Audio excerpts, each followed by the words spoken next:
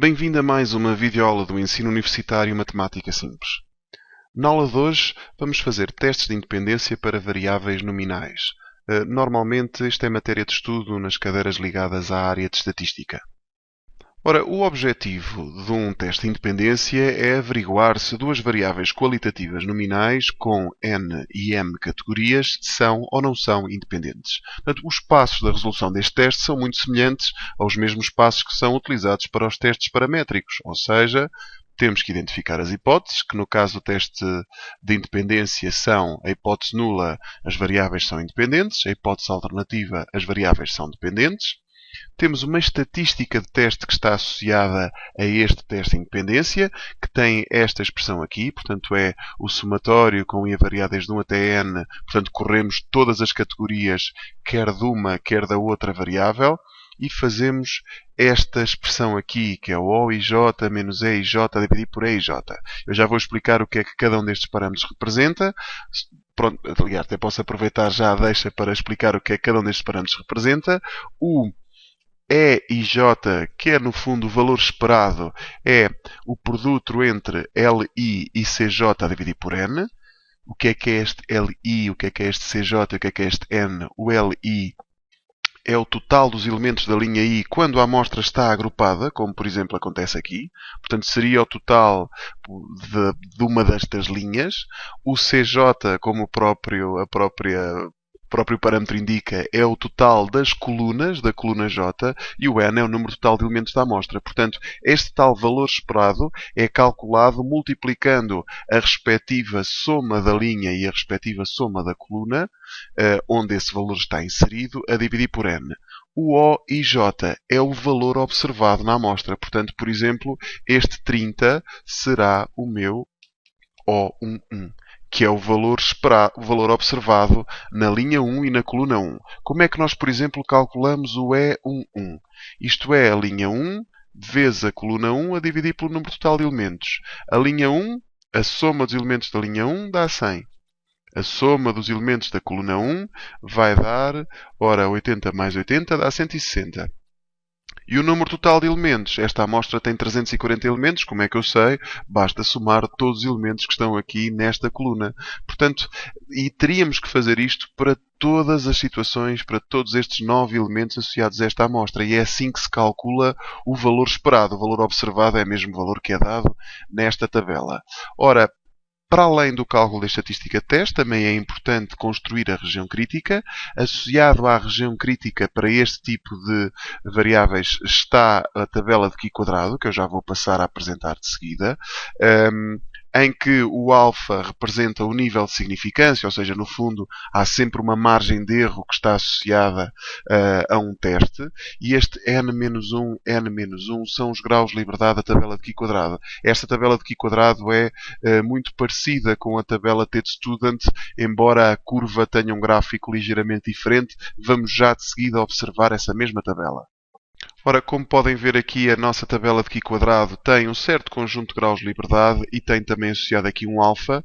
Isto vai depender, claro, da pergunta em causa. Normalmente, numa pergunta num teste de independência, é-nos dito qual é que é o nível de significância pretendido e, claro, quantas é que são as categorias associadas a cada uma daquelas variáveis nominais. Depois de obtermos a região crítica, é só calcular a estatística de teste e obter as conclusões. E o princípio é o mesmo dos testes paramétricos. Portanto, se a estatística de teste pertencer à região crítica, rejeita-se a hipótese H0 e, caso não pertença, aceita-se a hipótese H0. Está bem? Só uma observação relativamente aos pressupostos deste teste de independência. Portanto, é algo que normalmente deve acontecer no teste de independência. Não deve haver valores esperados, aqueles E e J. Não deve haver nenhum E e J inferior a 1.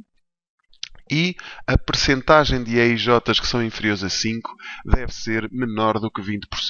O que é que acontece caso algum destes pressupostos não se verifique? Então, poder-se-á juntar algumas linhas ou algumas colunas de modo a que estes valores do EIJ aumentem o suficiente para que deixe de acontecer algum destas situações. Portanto, ou um dos EIJs ser inferior a 1 ou haver demasiados EIJs que são inferiores a 5.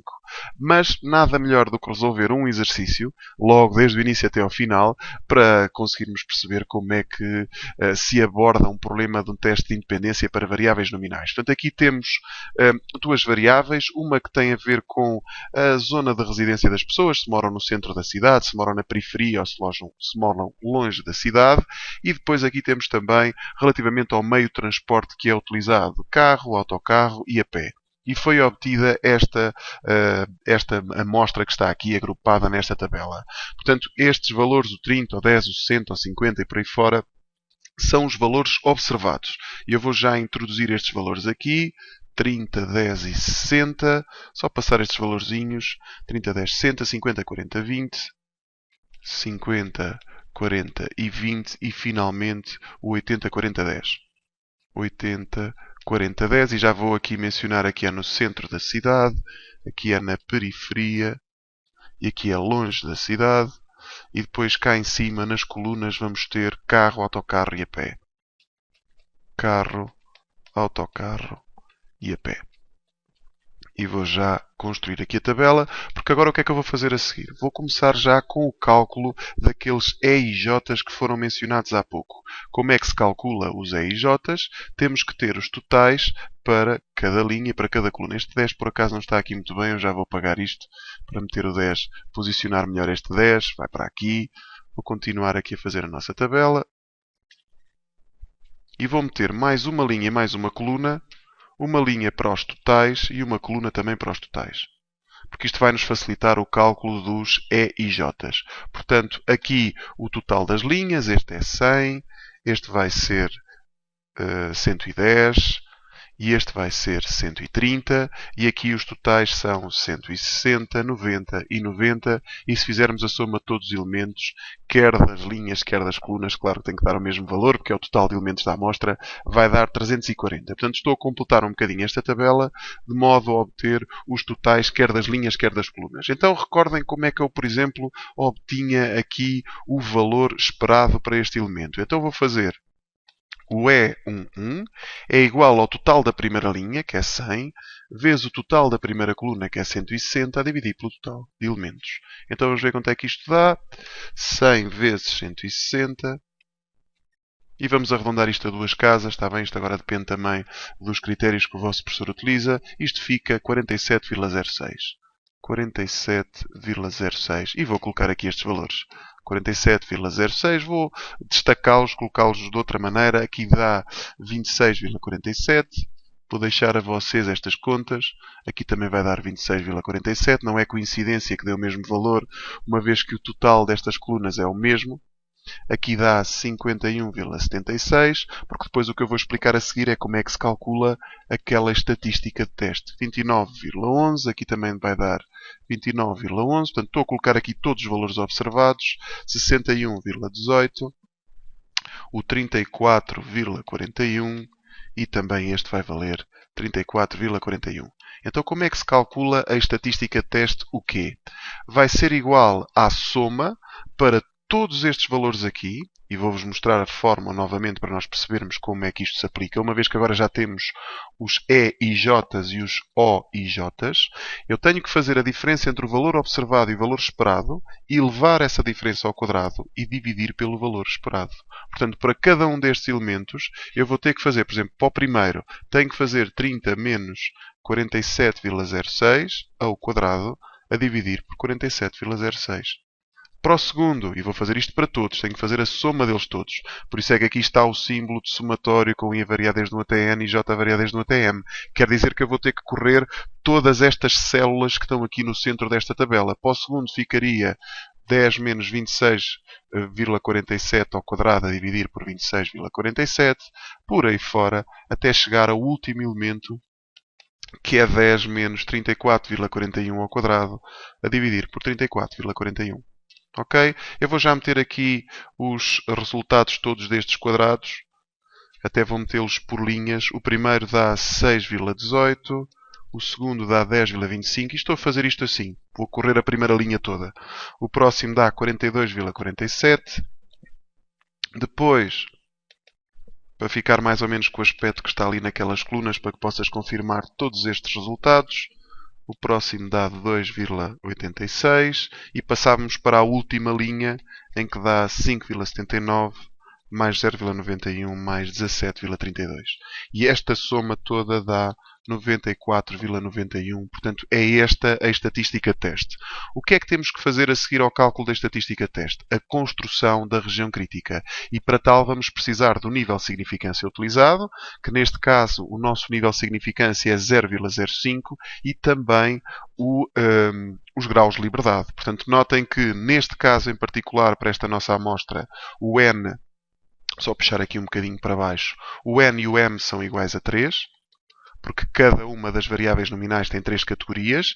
Quer dizer que eu tenho que ir à tabela de Q quadrado n menos 1, m vezes m menos 1, ou seja, neste caso dará 2 vezes 2, portanto é a tabela aqui quadrado com 4 graus de liberdade.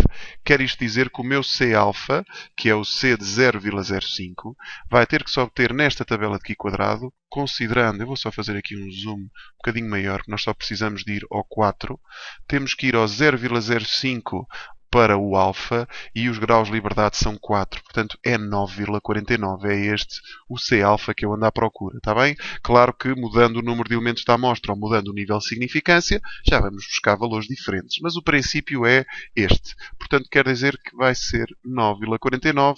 Então, como é que fica a nossa região crítica? De acordo com, mais uma vez, o que está descrito aqui, começa em 9,49 e vai até mais infinito.